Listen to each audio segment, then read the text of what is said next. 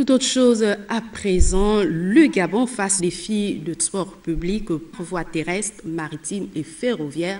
La China Airways Group veut s'engager dans les projets de gouvernement dans ce secteur. Son président général l'a expliqué lors de sa première séance de travail avec le ministre des Transports. C'était en présence d'Edgar Kaga et Victor Ndunga.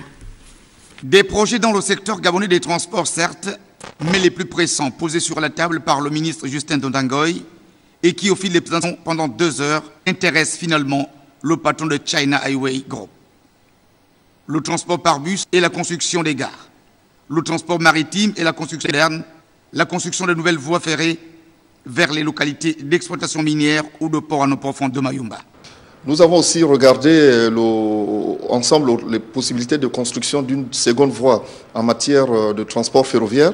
Sur le plan terrestre, nous avons l'ambition de construire le plus rapidement possible des gares routières. Il s'agit de la mise en œuvre de partenariats publics-privés dont les modèles envisagés doivent protéger le Gabon de l'endettement devenu tenable. Nous faisons face à des difficultés économiques, donc nous sommes dans un processus de rationalisation des dépenses.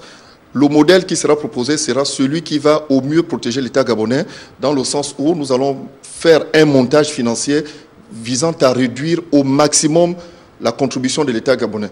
Et nous partons sur une plage de 15 à 20% sur l'ensemble de ces projets. Cette rencontre fera place à 2 autres réunions techniques entre les parties gabonaises et chinoises dans les prochaines heures.